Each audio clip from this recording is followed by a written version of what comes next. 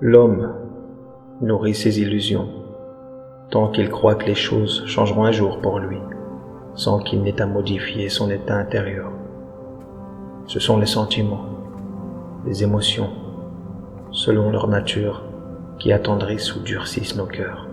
Et, étant donné que nos pensées sont à l'origine de nos sentiments, j'en conclus que pour changer l'état de son cœur, il faut trouver le moyen de modifier ses pensées, ou sa façon de penser. Nos pensées sont l'expression de notre perception. La perception, c'est la représentation mentale et sensorielle des objets et des événements observés. C'est juste ça. Un jugement imaginaire issu d'un conditionnement depuis l'enfance, qu'on a des événements, du monde qui nous entoure, des choses, des autres, de leurs actions, de leurs réactions. Écoute bien ce qui suit. Toutes nos souffrances, toutes nos résistances viennent du fait qu'on attribue notre perception, ce processus interne, cette chose issue de nous, à la réalité, qui est une chose extérieure à nous. Il y a autant de perceptions que d'êtres humains sur Terre. Peut-on dire qu'il existe des milliards de réalités? Peut-être, mais dans une autre dimension. Parce que dans la nôtre, il y a la réalité, les choses telles qu'elles sont vraiment, et puis il y a notre perception, les choses comme on pense qu'elles sont ou qu'elles devraient être. C'est pourquoi c'est une erreur d'assimiler le mot perception au mot réalité selon moi. Je le fais encore uniquement pour que mes mots soient reçus. J'ai beau tourner la question dans tous les sens, j'en arrive au même résultat. Le noyau de nos problèmes, c'est qu'on a une tendance folle à confondre notre réalité à la réalité. Toutes nos déceptions, depuis notre incarnation dans le monde matériel, résident dans le seul fait qu'on n'accepte pas que la réalité ne soit pas toujours en accord avec la représentation qu'on s'en fait, que la réalité ne soit pas conforme à nos attentes, en d'autres termes. Alors, on en veut aux autres, parce qu'ils ne se comportent pas comme on pense qu'ils devraient se comporter. Tant d'hommes et de femmes en veulent à Dieu, parce qu'ils ne mènent pas la vie qu'ils souhaitent, parce qu'ils ne se sentent pas à leur place, parce qu'ils ne se sentent pas bien dans leur peau. Mais est-ce qu'il est juste d'en vouloir à autrui, pour des choses qui proviennent de nous? C'est pourtant sa faiblesse, sa paresse, son insouciance qui pousse l'homme à se trouver des boucs émissaires pour ses propres manquements. Ce qui ne fait qu'accentuer son sentiment d'impuissance, d'ailleurs, sa basse estime de lui. Je trouve que c'est triste. Combien d'entre les nôtres meurent, sans vraiment avoir vécu, sans avoir trouvé les réponses qu'ils avaient besoin pour avancer, par le fait d'avoir refusé de prendre leurs responsabilités, de se remettre sincèrement en question. Parce qu'ils ont refusé une chose qui est indissociable à la vie. Cette chose, c'est l'acceptation de ce qui est. Sans acceptation, sans lâcher prise, on ne vit pas, on survit. Et qui d'autre que même s'en soucie après tout? Quand c'est trop tard, c'est trop tard.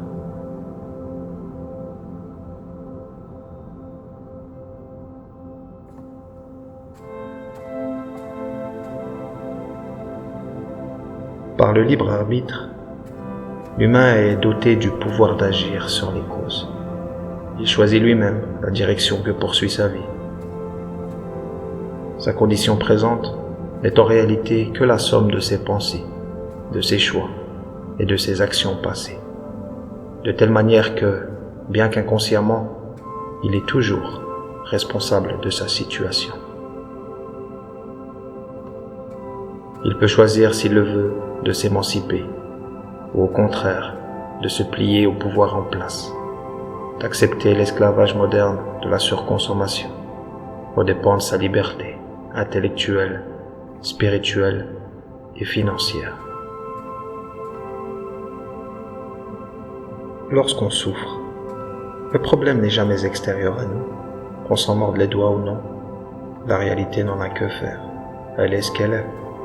Et si tant de monde souffre, c'est parce qu'ils n'adhèrent pas à cette notion. Ils cherchent la cause partout, sauf en eux-mêmes. Ils restent alors pieds et poings liés.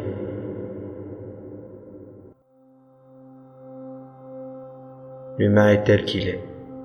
C'est le jugement qu'on s'en fait qui nous fait souffrir. C'est toujours ainsi, qu'on l'accepte ou pas. Et à bien y réfléchir, pour qui on se prend en fait? Pour qui nous prenons-nous? Pour croire que la réalité et les gens devraient se conformer à notre conception des choses. Franchement. Imagine qu'une personne très proche te trahisse. Une chose de moins en moins rare, on est d'accord.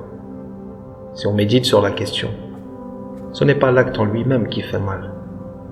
C'est plutôt l'idée que tu te faisais de cette personne. La désillusion, c'est ça qui bouleverse. Pour preuve, si un ennemi te fait la même chose, ça ne t'impactera pas de la même manière. Le mal est prévisible venant d'un ennemi. Je comprends mieux maintenant.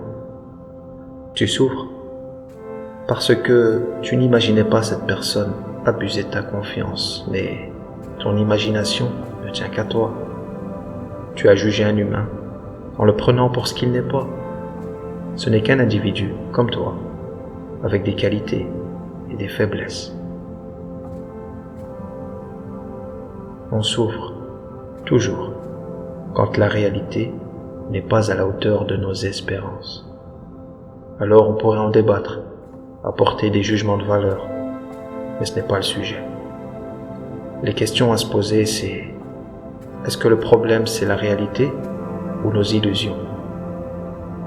Est-il judicieux de souffrir pour des choses qui ne relèvent pas de nous? De porter le poids de choses dont on n'a aucun contrôle?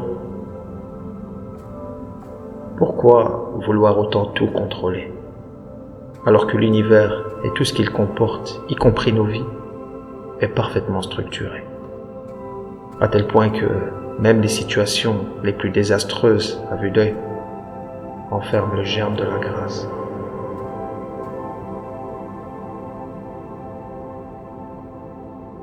On veut tous être heureux, n'est-ce pas? Eh bien, sache qu'il n'y a pas de bonheur possible sans équilibre, et ce n'est que dans la bonne compréhension qu'il peut avoir lieu. L'humain est fait de caractère noble, mais aussi de caractère contraire. Doit-on le mépriser pour autant, sachant que nous sommes tous, sans exception, et ce durant toute notre existence, soumis à cette dualité, un continuel dilemme entre le bien et le mal.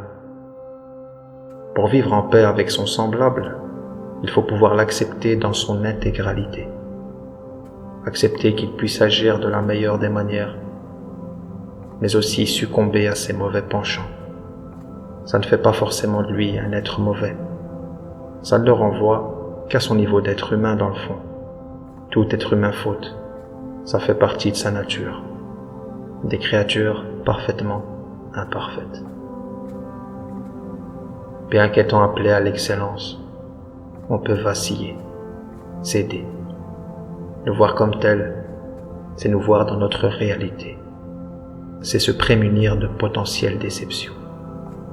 J'insiste sur le fait que j'ai pas la prétention de détenir la vérité. J'essaie seulement d'éveiller ta conscience, car la souffrance ne peut subsister là où la conscience immerge. De plus, ce sujet est vaste. Si je te parle de tout ce que j'ai relevé, 1 heure ne suffirait pas.